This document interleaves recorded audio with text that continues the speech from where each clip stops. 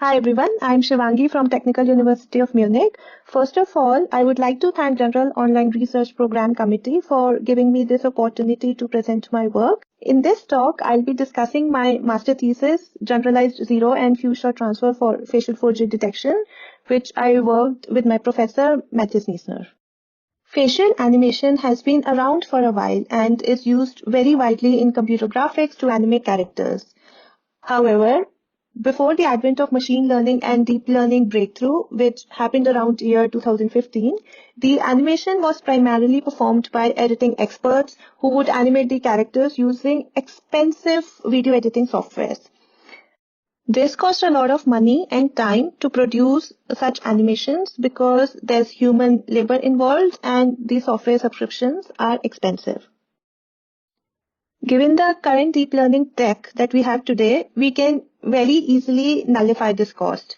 Now, what I mean here is that we don't need video editing experts anymore to perform this tedious and realistic looking animations. What we need today to perform facial animation is simply some programming experience so that we can download and run these deep models to produce our animations. And this is a very easy task which takes very less time and also costs no money.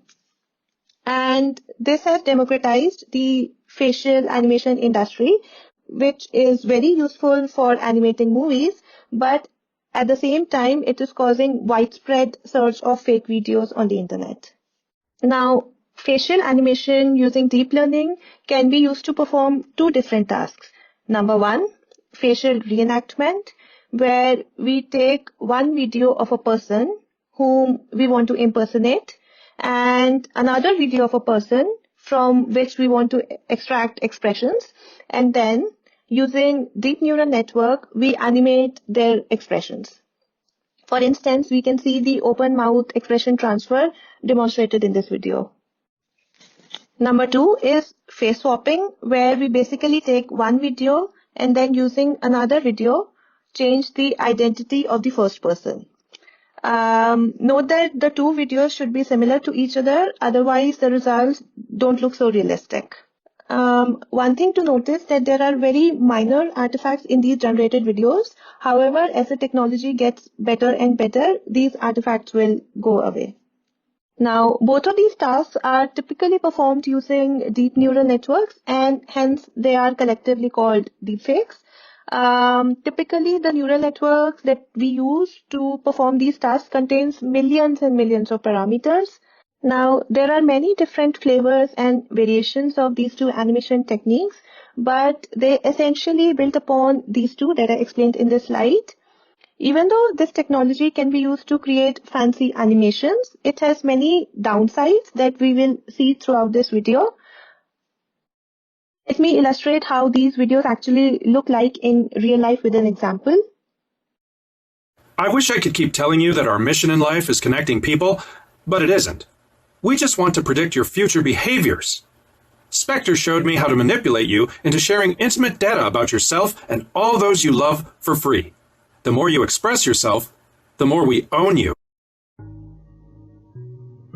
I have swapped my face onto Reed's head. So everything else is the same. It's Reed's voice, it's Reed's body, it's Reed's head, but it's my face. What in the future, maybe 5 to 10 years, the technology will be in your pocket, and with a flick of a button, you can become a deepfake. So we notice that these fake videos look extremely realistic, and we really need to detect them as soon as they are uploaded on the internet. Now, millions of videos are uploaded on social media every day, some of which are real and some are not. And politicians are the most vulnerable targets of this fake video technology known as deepfakes. In this thesis, we proposed a new state-of-the-art method to detect such fake videos. The share and spread of fake videos, especially politicians and business leaders, can cause many dangerous consequences. To list a few, they are one of the most prominent sources to spread misinformation, which people tend to believe because these videos look extremely realistic. Secondly, these videos can cause a shift and sway public opinions. Another more dangerous effect of these fake videos is that they can even implicitly affect election outcomes by making people believe politicians said things that they never did. And this also harms the reputation of the politicians. In the recent past, there have been many cases of impersonation frauds as well, where people make fake phone calls and fool others. And these kind of things are causing huge financial losses to companies. Now, given that we understand that there is an urgent need to detect such fake videos, since these videos can cause huge losses to humanity and sways public opinions, if there is a deep learning based technique that can create fake videos, then the same technique can also be used to detect such fake videos. And the way we do that is we collect a handful of real and fake videos and train it using a neural network that tells us whether a video is fake or real. We first go on the internet, collect a large number of videos with only human faces across different domains ranging from politicians and celebrities and general public. Once we have created this dataset, we can then feed in these videos to a neural network that learns to extract different features from each video. And the key idea is that the network tries to learn patterns from such videos based on whether it's a real or a fake video. And we can very loosely think of these features as knobs that the neural network is trying to tune in to correct positions that gives us the optimal output, which is whether it's a fake video or a real video. Now, once the neural network has properly learned these features, we can expect to have a learned decision boundary that separates real from fake videos. Now, let's assume a new fake video is uploaded on the internet. We can then pass this new video to a trained model and expect it to be classified as fake.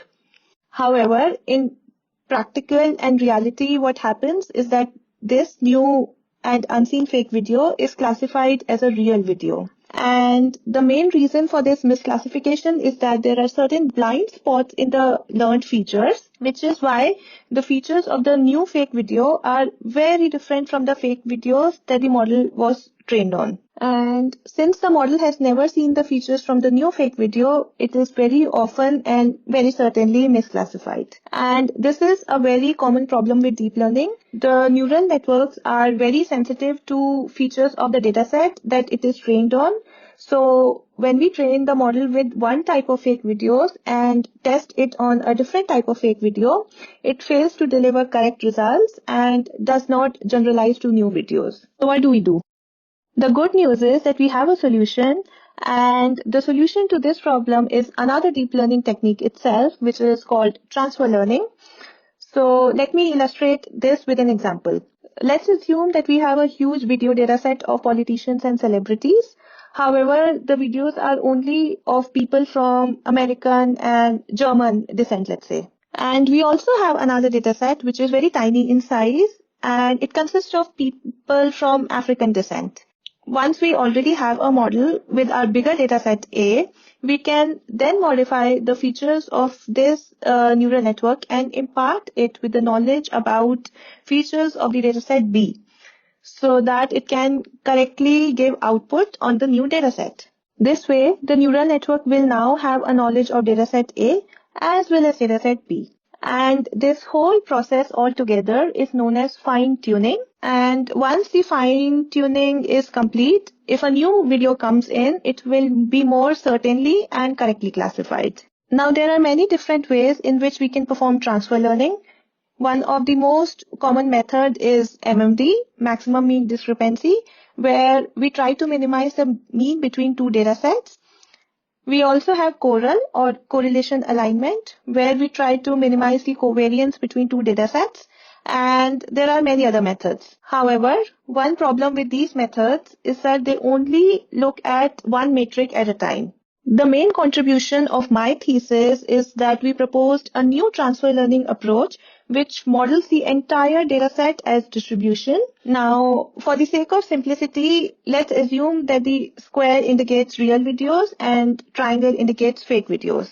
We assume that we want to learn a multi-model distribution with two modes in this case, one for real component and the other for fake component.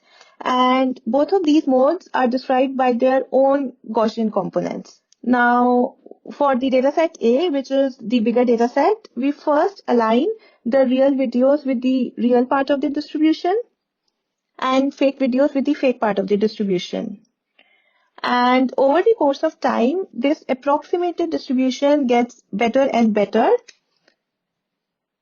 And once we are done approximating the bigger data set, we now perform the same task for the dataset B, which is a different and a smaller dataset. We do the same thing again. We align the real videos with the real part of the same distribution and fake videos with the fake part of the same old distribution from dataset A. I will demonstrate this with examples in this talk, but this proposed technique in practice works way better compared to the other transfer learning methods which are out there. Now, to illustrate with an example how the distribution looks like, I am showing this image which actually displays the t-SNE embedding visualization of the learned features. If you look closely, we notice that the real and fake videos are clearly separated into different clusters and different distribution components. Here I'm showing some activation regions. What I mean by that is we notice where exactly the neural network is looking in the video to make a decision.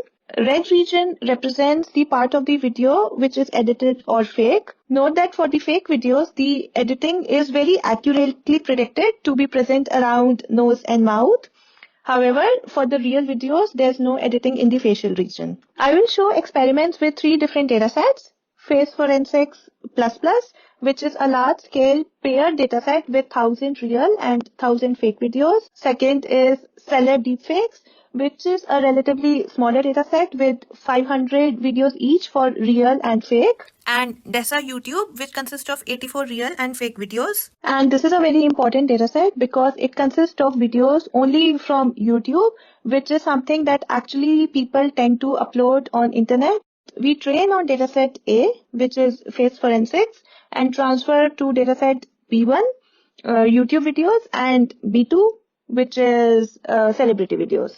Finally, let's look at some numbers. In this graph, we are actually plotting the model accuracy. Now, both baseline and our method, when trained and tested on the same dataset, achieve 92% accuracy, which is really good. Now, zero-shot transfer is the setup where the model is not aware of the distribution of the new dataset, so the performance is dropped in this case. However, a model trained with our proposed method still outperforms the baseline model by 10% on the DESA YouTube dataset and by 4% on the celebrity video dataset. Next, let's look at some few shot results for transfer learning. We will first look at the results from Face Forensics to YouTube videos, which I described previously. Now, here on the x-axis, we plot how many frames from the new videos we are using for transfer learning, and y-axis plots the model accuracy.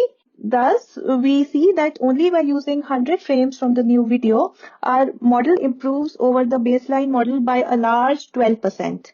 Now let's also visualize the few shot results for transfer learning from Face Forensics dataset A to celebrity videos dataset B. Here, we see that by using 100 frames from the new video, our model improves over the baseline by 6%.